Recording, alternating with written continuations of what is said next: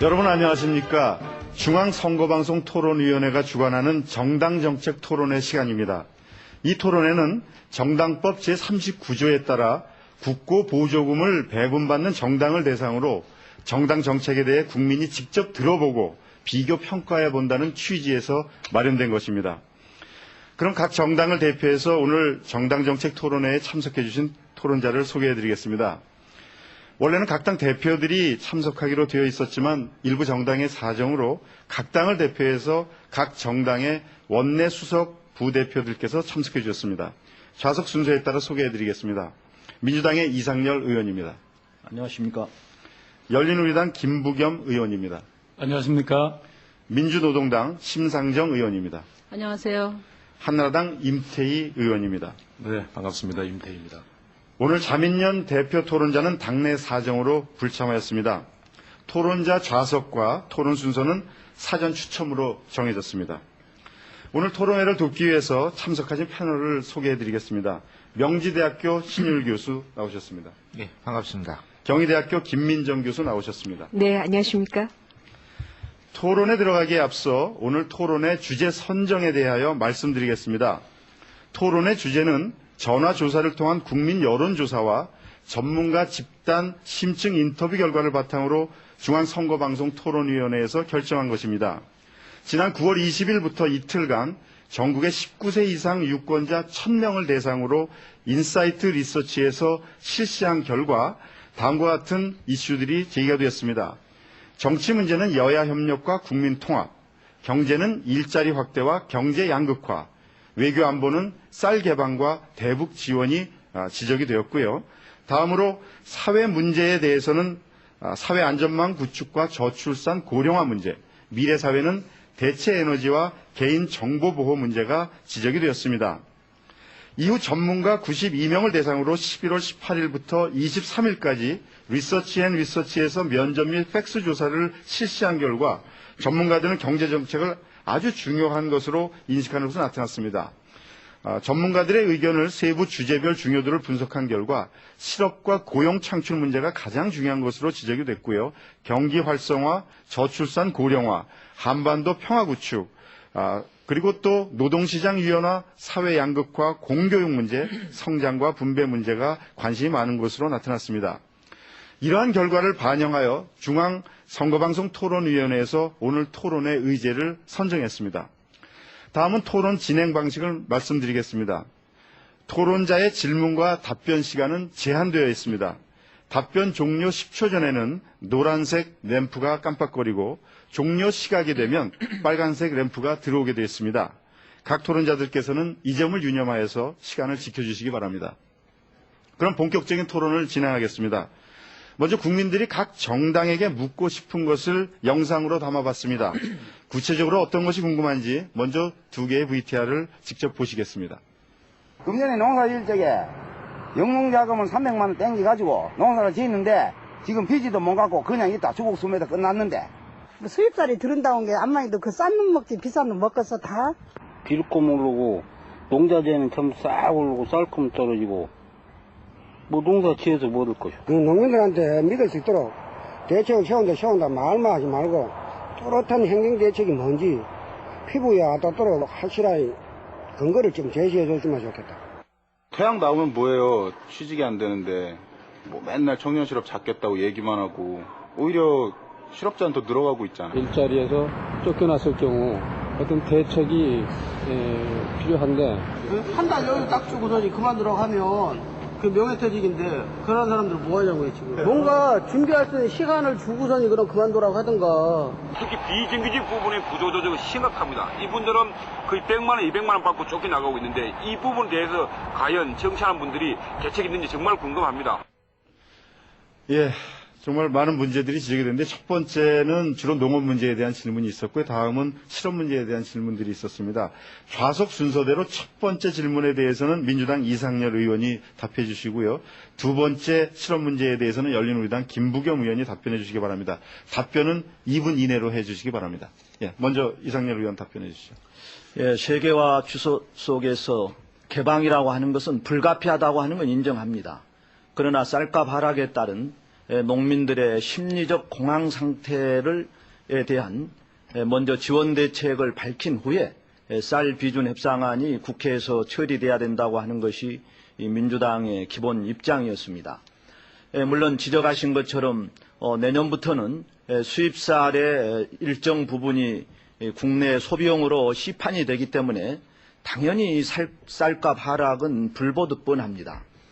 결국 이러한 쌀값 하락에 따른 쌀소득 보전 직불제를 저희 민주당에서는 헥타르당 100만 원 수준으로는 인상돼야 된다고 하는 게 민주당의 입장입니다. 물론 민주당의 이러한 기본 입장은 일관되게 주장이 왔습니다만 정부에서는 최근 쌀소득 보전 직불제를 헥타당 한 80만 원 수준까지는 인상하겠다 하는 이런 내부적인 잠정적인 결정을 한 것으로 알고 있습니다. 앞으로 한 10만 원 인상하는데 한 1,000억 원의 예산이 소요되는데 민주당이 주장한 것처럼 헥타당 최소한 100만 원 수준으로는 인상돼야 된다 하는 게 민주당의 입장이고요. 또 농민께서 지적한 것처럼 그 부채 문제. 지금 현재 농가구 1가구당 소득은 한 2,900만 원인데 한 농가가 부담하고 있는 부채는 한 2,700만 원 수준입니다.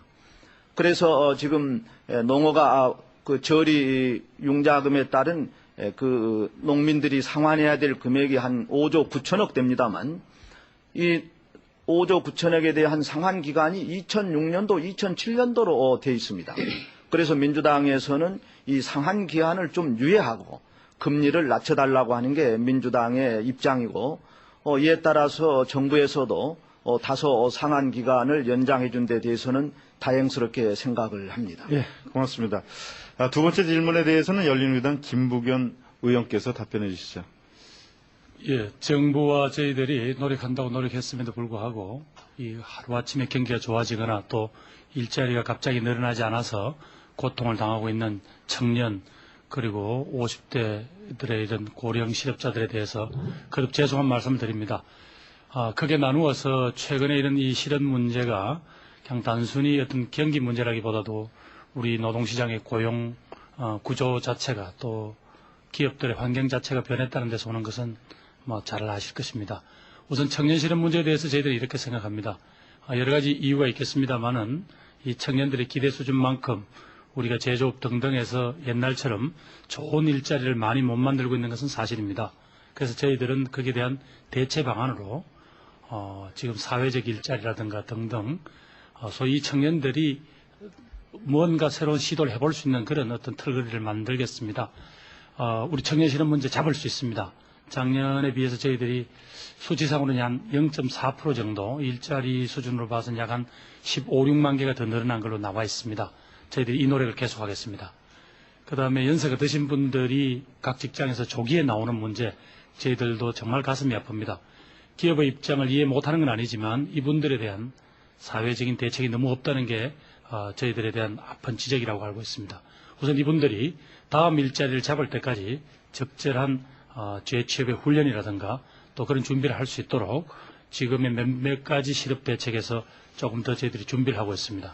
그리고 너무 많이 진입되음으로써 이른바 장사가 되지 않아서 고생을 하시는 이 자영업자 대책 저희들이 준비를 하고 있습니다. 그리고 특히 무슨 개인 택시라든가 이런 운수업계 등등에서 너무 많이 들어옴으로써 어려움에 처한 이런 부분들 저희들 대책 마련하고 있습니다. 조금 더 기다려 주십시오. 네, 고맙습니다. 답변 잘 들었습니다. 그럼 이제 국민들이 또 어떤 내용이 궁금한지 더 들어보고 또 토론을 나누도록 하겠습니다. 서민들이사 진짜 그게 가장 큰 부담이죠. 지금 이거 사교육이. 공교육 쪽에서 이렇게 학원으로 가는 애들을 잡아놓을 만한 그런 어떤 체계적인 어떤 관리나 규칙이 그런 게 돼야지 체계적으로 애들이 학원 쪽으로 안 빠지지. 사교육비를 없애려면은 공교육이 애들을 잘 잡아줘야 되는데 공교육의 질적 향상을 위해서 대처 방안이 뭐가 있는지 궁금하네요. 집값을 잡는다는데 저희 같은 서민 입장에서는 피부로 와닿지도 않고 그리고 갈수록 집을 장만하기가 너무너무 힘들어지는 것 같아요. 분양가가 너무 많이 올라서 현재 시민들이 주택 구입하기가 너무 어렵다고 생각합니다. 각종 그동안의 어떤 정부의 정책들이 있어왔지만 그거에 대한 큰 기대도 지금 할 수 없는 상황이고 차후에 좀 이런 부분들을 갖다가 획기적으로 해소할 수 있는 그런 정책들을 마련하기 위해서 고민 중인지 그런 것들을 좀 물어보고 싶습니다. 예, 교육 문제가 지적이 됐고 또 다른 문제가 이제 부동산 문제가 지적이 되는데 좌석 순서대로 민주노동당의 심상정 의원이 교육 문제에 대해서 그리고 한나라당 임태희 의원께서 부동산 문제에 대해서 답변해 주시면 좋겠습니다. 각각 2분씩입니다.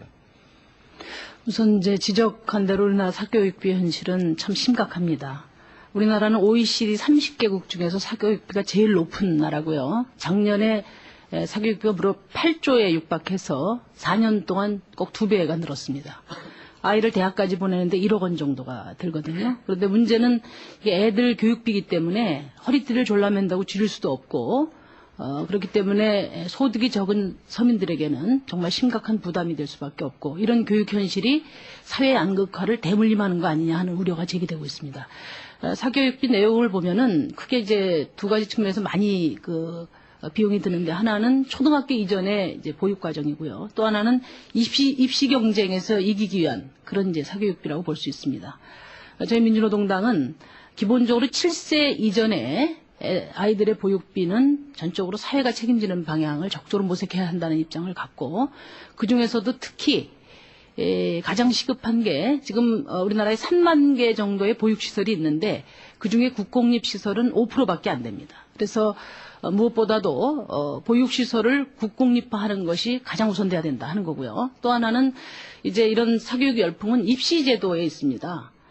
가장 좋은 학교를 보내야 사회적으로 대접받기 때문에 그 좋은 학교를 보내기 위한 그런 사교육비 문제인데요. 그래서 저희는 대학 서열화를 폐지하고 입학문을 넓히고 졸업은 엄격하게 하는 방향으로 제도 개선을 이루어야 된다. 특히 국공립대학의 통합전형이라든지 공동학예 수여제 같은 것을 도입해서 말하자면 서울대학교 같은 것을 국공립대 정도로 확대하는 이런 정책을 쓸 때만 사실 사교육 열풍은 잠재울 수 있다. 이렇게 생각을 하고 그런 과정을 통해서 학생들을 입시 지옥으로부터도 해방시키는 그런 이제 과정으로 연결해야 되고요. 또 전체 국민의 어떤 교육 비용도 줄일 수 있도록 이렇게 제도 개선을 해야 된다고 봅니다. 네. 다음은 한나라당의 임태희 의원 답변해 주시죠. 네, 앞서서 방송을 봤습니다만은 저도 이 부동산 문제만 생각하면 참 답답해집니다. 지금 우리나라의 이 부동산 문제는 우리 국민 모두를 위해서 우리 자신들을 위해서 반드시 잡아야 한다 하는 문제의식을 같이 한번 느껴봅니다. 근데 이제 이 정부 들어서도 사실은 대통령께서 부동산 집값만은 반드시 잡겠다 하는 이런 그 결의를 가지고 30번 넘게 이 대책을 발표한 적이 있습니다. 그런데도 불구하고 지금 부동산 문제가 해결이 안 되고 있는데 저는 근본적으로 그 원인은 이 의사가 환자를 정확히 진단해야 사실은 처방을 받아낼 수 있듯이 지금 정부의 부동산 문제를 보는 이 시각 그리고 이 처방이 저는 잘못됐다고 생각합니다. 우선 지금 정부는 집 가진 사람에 대해서 첫째도 세금, 둘째도 세금, 셋째도 세금으로 문제를 해결하려는 지금 접근 방법을 쓰고 있습니다. 이것은 이 배 아픈 사람을 아마 조금 이렇게 위로할 수는 있을지 모릅니다. 그러나 이것으로 집값이 떨어지거나 서민들의 집 문제가 해결되지는 않습니다. 저희는 집을 가지지 않은 사람들에게 어떻게 하면은 주거의 안정을 꾀할 수 있겠느냐 하는 점에 정책의 초점을 두고 있습니다. 지금 집값이 해결 안 되는 근본적인 원인은 시중에 떠돌아다니는 400조 원이 넘는 부동자금에 있습니다. 이 부동자금이 집값을 돌아다니면서 올리고 있습니다. 이 부분을 수습하지 않고는 집 문제 해결 못합니다. 따라서 이 부동산 투기 자금으로 떠돌고 있는 이 400조 원의 자금을 서민 주거를 안정시키는 이 주택을 공급하고 주택시장을 안정시키는 자금으로 전환할 방도를 저희는 함께 생각해야 된다고 봅니다.